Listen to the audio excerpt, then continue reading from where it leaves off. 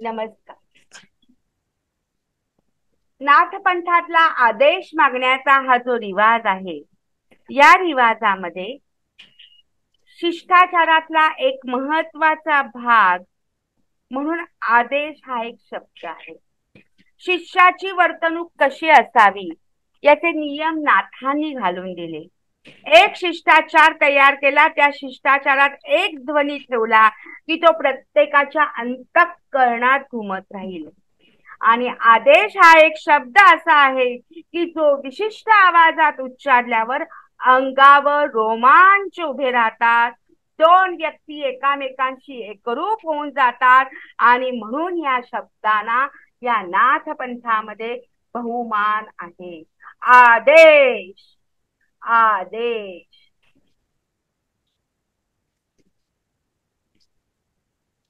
मुखातून आदेश हा शब्द बाहेर पडतो तेव्हा बाहेर येणारे ध्वनी सर्व शक्तीनिशी बाहेर पडलेले असतात आणि दुसऱ्या योग्याला नाथपंथीला आदेश लागत असतात.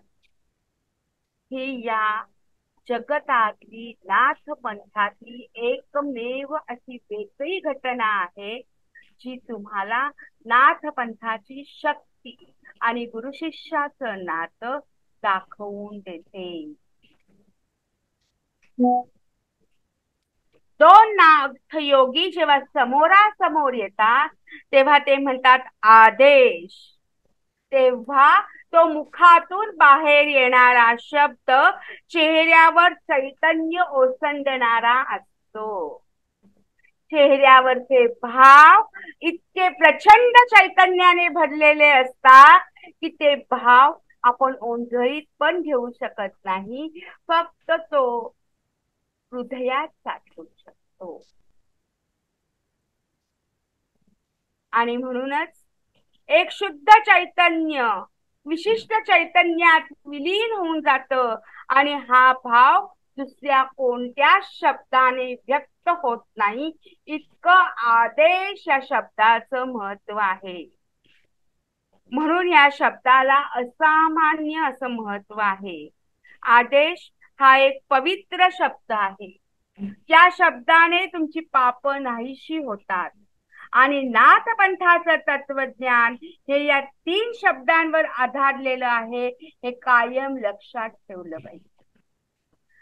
योगिक क्रिया या 3 अक्षरांवर आधारलेली आहे आणि या 3 शब्दांवरच नाथ योगी सर्व देवतांना मनोमन प्रार्थना करतात आणि वंदन करतात. ती प्रार्थना आणि वंदनाचे शब्द असे आहेत: ओम नमो आदेश, गुरुजी को आदेश. ओम नमो आदेश, गुरुजी को आदेश.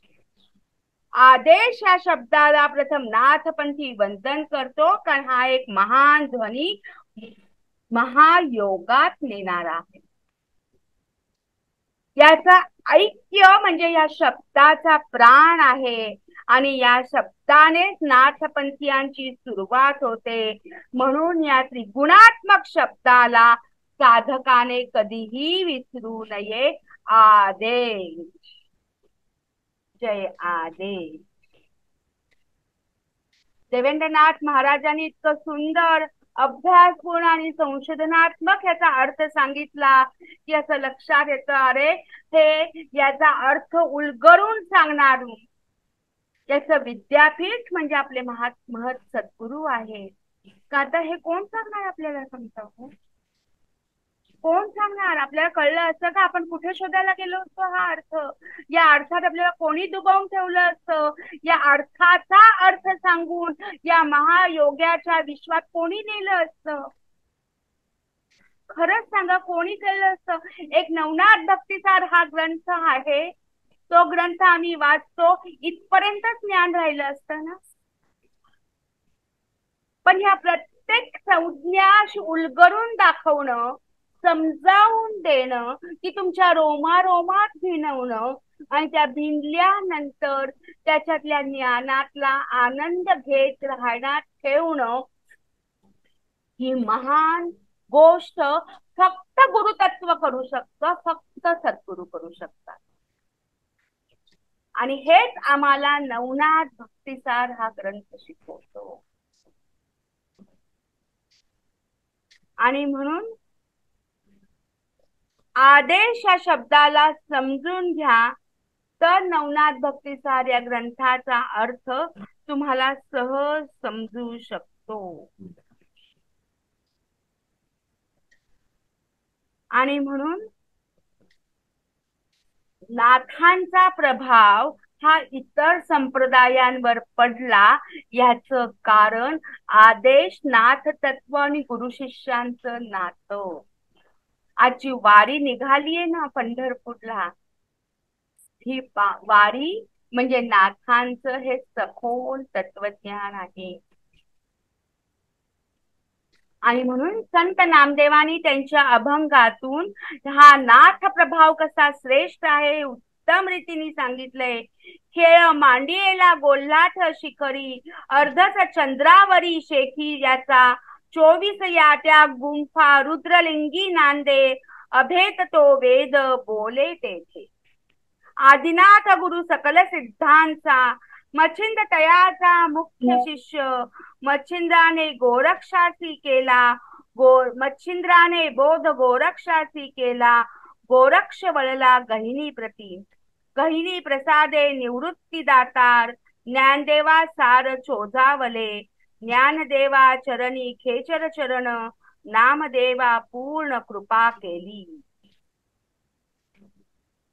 समर्थ रामदासांनी सुद्धा याचं महत्व, नाथांचं महत्व या संप्रदायावर किती जबरदस्त पडलेलं आहे सांगितलं.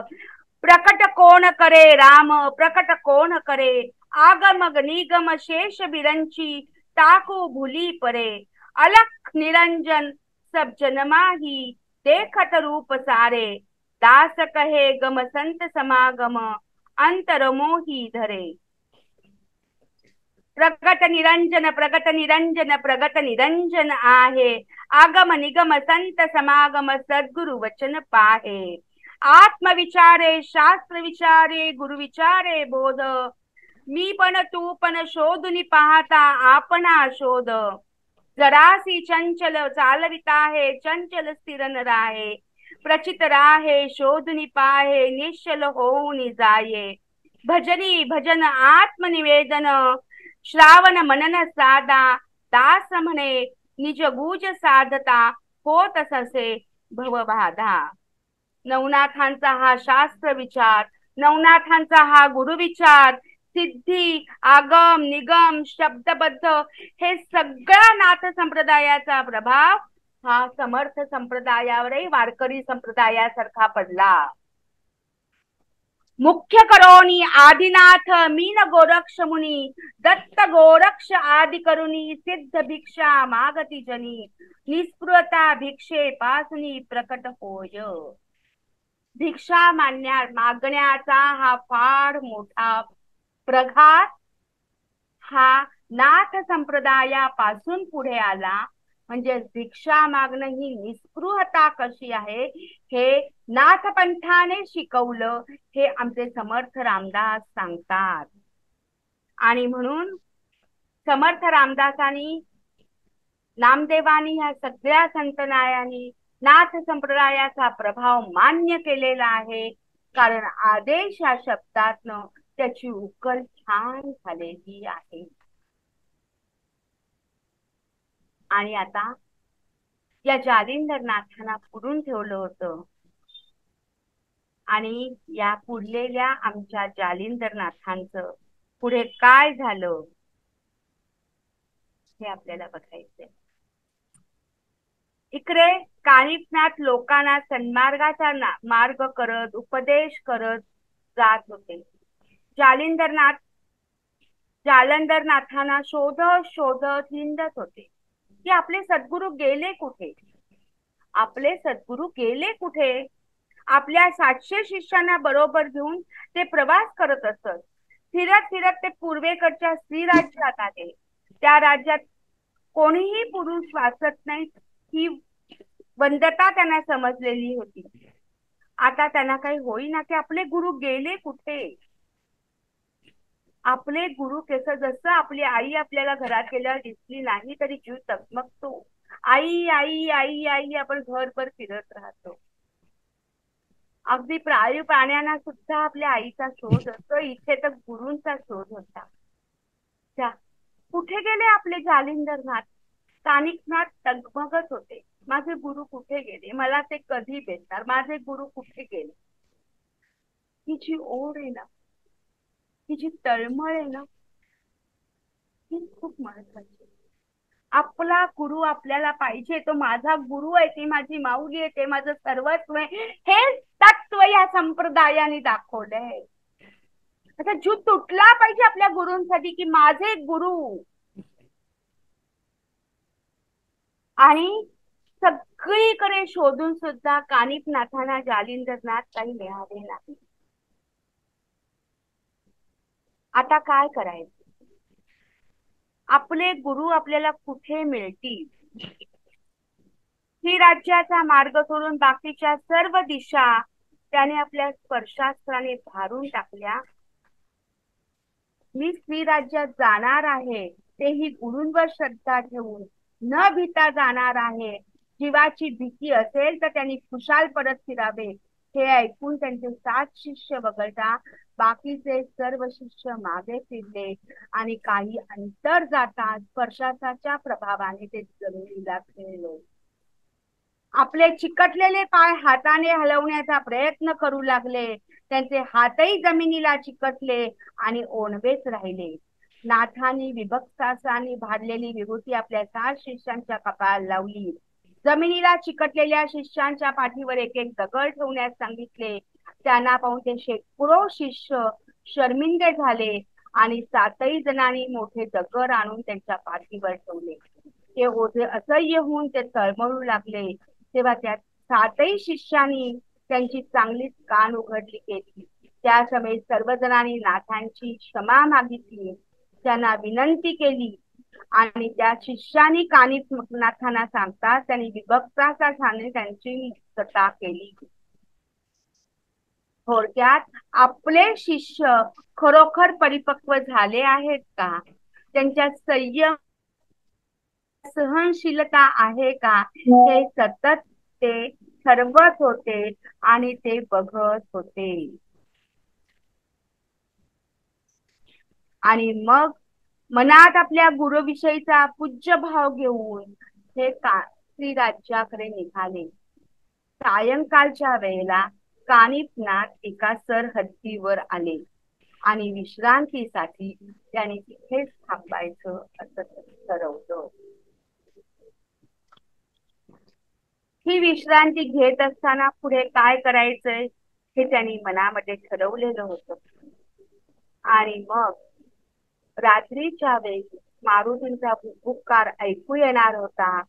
हे सगळं त्यांना आतूनच समजलेलं होतं. त्या रात्री मारुती भुभुक्कार करण्यासाठी श्रीराज्यात जात असतानाही स्पर्शाच्या तावडीत सापडले. पण त्यांनी अस्त्राला न जुमानता नाथपंथाचा जठ्ठा दाखवला आणि हे त्यापैकीच कोण असतील हे तिथल्या लोकांनी ओळखलं आणि मी गुंतवून ठेवलेल्या मच्छिंद्रनाथांना बोट करून परत येईन. मैनाकिनी दुःखी होईल तेव्हा या मंडळीला इथून घाबरून घालवलं पाहिजे असा विचार करून विशाल रूप धारण करून एक गगनभेदी गर्जना त्यांनी केली. या गगनी भेदी गर्जनेमध्ये नेमकं काय सामावलं होतं? ही गर्जना त्यांनी का केली? या गर्जनेतून त्यांना कोणता संदेश द्यायचा होता तो आपण बघूया. पण नाथांचं कार्य हे साधं सोपं नव्हतं. या भूतलावर अनेक गोष्टी दाखवण्यासाठीच त्यांचा जन्म झाला. त्या गोपीचंद यांना हा माया पाशात अडकलेला होता. त्यामुळे राज्याचा राज्यकारभार सोडून जाणं हे कठीण होत चाललेलं आणि त्या मायापाशात राहणं, राजाचा आणि राज दरबाराचा त्या सुखांचा उपभोग घेणं या मायेत ते अडकलेला होता. पंथामधली एक सिद्ध वाणी, एक सिद्ध काव्यातनं माया सोडा हा एक फार मोठा संदेश त्या खगेंद्रनाथांच्या सिद्ध काव्यातनं आपल्याला मिळतो की ही माया या राजाला कशी झाली आणि ही का सोडायची असते. नावतीने त्याला ती सोडायला का सांगितले. तर सोडा सोडा माया सोडा, थोडासा तरी घ्या धरा, मुखी असू द्या गुरुमंत्र महान, जपातच बसा लावूयात पहा सद्गुरूंचा सर्वश्रेष्ठ तो मंत्र महान, विवंचनेचे पोरी तो भांडार. गुरुमंत्र काय करतो, तुमच्या विवंचनेतून तुम्हाला बाहेर काढतो. नामात आहे शक्ती, दुःखा संगे होईल कुस्ती, दुःख जाईल पळून, सुख अंतरी राहील. क्षण न घालवता फुका, काळाचा घाला असे मोठा, थांबणार नाही निसर्ग कोणा, आयुष्य किती ते नाही माहीत कोणा, मुखी नाम सदैव ठेवा, सत्कर्मानी जीवन जगा. प्रेम दया शांती हृदयी असू द्या, पुण्याईचा होईल साथा, त्यातून गवसेल गुरूंच्या वाटा, नाही वशिला येथे कोणाचा, आत्मा राम घोकेल जप जपा, त्यातून मिळेल गुरु सहवास सदैव हाता. मायेत राहतो आणि वाटतं अरे हे काय आहे, आम्ही राहतो हेच बरोबर आहे, म्हणजे मिथ्या जीवन आहे. खरं जीवन कशात आहे, या मोहातून बाहेर पडा आणि खऱ्या अर्थाने गुरुमंत्राचा जप करा. हा गोपीचंदाची झालेली अवस्था आणि त्याच्यातून बाहेर काढण्यासाठी त्यांच्या मातोश्रीनी त्यांना का सांगितलं याचं उत्तर आपल्याला या सिद्ध काव्यातून मिळालं. आणि मग आता कानिफनाथांनी हा गगनभेदी जी गर्जना केली ती ऐकून कानिफनाथांचे सगळे शिष्य हे त्यांच्या मध्ये स्वसंरक्षणासाठी गेले. त्यांनी सर्वांना आधार दिला, धीर दिला आणि मारुतीचा प्रतिकार करायला सांगितलं. त्या दोन महावीरांमध्ये एक फार मोठं युद्ध झालं. कोणामध्ये? कानिफनाथ आणि हनुमान. दोघे काय साधे होते का सांगा? जसं आपण मच्छिंद्रनाथाने केलेलं युद्ध बघितलं तसे हे कानिफनाथाने केलेलं युद्ध. कुणाबरोबर केलेलं युद्ध आहे हे? मारुती बरोबर केलेलं युद्ध आहे. आणि इतकं मोठं युद्ध झालं की दगड शिळा भिरकावणाऱ्या मारुतीनी नाथांच्या हातातल्या असणाऱ्या शस्त्राचं चूर्ण करून टाकलं. तेव्हा नाथजी चिडले. कालिका, अग्नी, इंद्र, वायू अशा 4 अस्त्रांचा एकदम मारा त्यांनी केला आणि वायुदेवानी आणि समुद्राने मारुतीची समजूत घातली आणि नंतर कानिफनाथांचं मारुतीचं सत्य घडवून आणलं. तेव्हा कानिफानी मच्छिंद्रनाथांना कोणताही उपदेश करून त्यांचं मन वळवण्याचा प्रयत्न करू नये हे सांगितलं. कारण मारुतीने मच्छिंद्रनाथांकडून वचन घेतलं होतं, त्यांना ते वचनाची पूर्तता ही करायचीच होती. या अटीवर त्यांनी कानिफनाथांना श्रीराज्यात जाण्याची अनुमती दिली आणि ते मान्य करून दोघं तिथे गेले. हे वृत्त मच्छिंद्रनाथांना समजलं. ते गोरक्ष असल्याचा आपल्याला तेथील सर्व सुखाचा त्याग त्यांच्या बरोबरच जावं लागेल अशी चिंता त्यांना निर्माण झाली. पण तसं न दर्शवता ते कानिफनाथांच्या भेटीला निघाले आणि तेव्हा त्यांना कळलं की हे गोरक्षनाथ नाहीये. कारण मच्छिंद्रनाथांना असं वाटत होतं की आपला गोरक्ष हा काही कमी नाहीये, फार उच्च दर्जाचा आहे. तो जर आपल्याला भेटायला इथे आला तर तो आपल्याला ह्या श्रीराज्यातून नक्की बाहेर काढणार. म्हणजे आपण मारुतीला दिलेल्या वचनाचं काय करणार? म्हणजे आपल्याला परत जावं लागेल. पण नंतर त्यांच्या लक्षात आलं हे गोरक्षनाथ नाहीये, तर हे कानिफनाथच आहेत.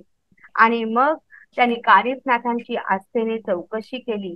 महिनाभर त्यांना स्वतःच्या पाशी ठेवून घेतलं आणि मग कानिफनाथांनी सुद्धा जालिंदरनाथांचं ओळख सांगितली. मच्छिंद्रनाथांची माहित होती पण आपापली ओळख करून घेऊन आपल्या ज्येष्ठ गुरुबंधूंबरोबर राहण्याचा आनंद हा कानिफनाथांना सुद्धा मिळाला. आणि हा आनंद आणि त्यांच्या संवादातून पुढे एक वेगळी इतिहासाची निर्मिती झालेली आहे. आणि म्हणूनच ही त्याच्यात त्यांनी स्पष्ट असं म्हटलेलं आहे की त्वरे येऊनी ग्रामद्वारी परस्पर भेटी झाल्यावरी कानोफा पाहुनी हृदयाभितरी समाधान मिरविले. मग आदेशा होऊनी नमन, परत त्यांनी आदेश मागितला. ऋजा भरजरी कनक वर्ण, मही पसरुनी योगद्रुम, तयावरी बैसविला. मग कोण कोणाची समूळ कथा, तदनु पुसते गुरुचे पंथा. त्यांनीही सांगितली समूळ वार्ता, जालिंदर जन्मापासनी. मग मच्छिंद्र म्हणे जालिंदर दाथ, देता अनुग्रह उत्तम यात. तरी तू कानिफा नाम सूत, गुरुबंधू तू माझा. त्यांनी कानिफनाथांनी माझे सद्गुरू जालिंदरनाथ कसे आहेत, त्यांचा जन्म कसा झाला, हे सगळं सांगितलं. आणि तेव्हा ते म्हणाले, अरे तू तर माझा गुरुबंधू आहेस. त्या शब्दी अधिकोत्तर वाढत चालली प्रेम लहर. किती सुंदर शब्द आहेत बघा. नागपोथीतल्या शब्दांचा जर शोध घेतला ना, तर लक्षात येईल, अरे आपण रोजच्या जीवनात कितीतरी साधे शब्द वापरतो, वाईट शब्द वापरतो, वाईट विचार करतो. पण नाथपोथी अशा शब्दांनी भरलेली आहे की त्यात तुम्हाला गुरु शिष्याच्या प्रेम लहरीत जाणवत राहतील. प्रेम लहर मग वाहुनी गजस्कंदावर, ग्रामा माझी आणिले. मग नाना युक्ती रचोनी चित्ती, स्वये करी मच्छिंद गती. एक मास अतिप्रीती, कानिफा राहविला त्या स्थानी. मग एक महिना कानिफनाथांना तिथे ठेवून घेतलं. आणि या प्रेमाच्या लहरी म्हणजे नाथपोथी ते शब्द फक्त नसून गुरु शिष्यांच्या सहवास आहे. आणि मग त्या ठिकाणी ते तिथे राहिले, एकामेकांशी संवाद साधला. कारण जालिंदरनाथांचे डायरेक्ट गुरु दत्तात्रय आहेत. मच्छिंद्रनाथांचे प्रत्यक्ष गुरु ही दत्तात्रय आहेत. मच्छिंद्रनाथांचे शिष्य कोण? गोरक्षनाथ. आणि जालिंदरनाथांचे शिष्य कोण? कानिफनाथ. यांची भेट हा एक वेगळ्याच भेटीचा प्रसंग होता. संवादाचा एक ज्ञान यज्ञ होता. प्रेमाचा पसरलेला सुगंध होता. त्यांना मिळालेला आनंद इतका द्विगुणित करणारा होता श्रीराज्यात जाऊनही. तसाच या गुरुसहवासातल्या प्रेमाच्या लहरी तुम्हा आम्हाला लाभो. आणि आनंदाच्या या प्रेमाच्या लहरीत तुम्ही आपण स्नात होऊया. आणि या गुरुसहवासाच्या आनंदाच्या गोष्टींचं ज्ञान प्राशन करू. जय गुरु. जय गुरु. नमस्कार.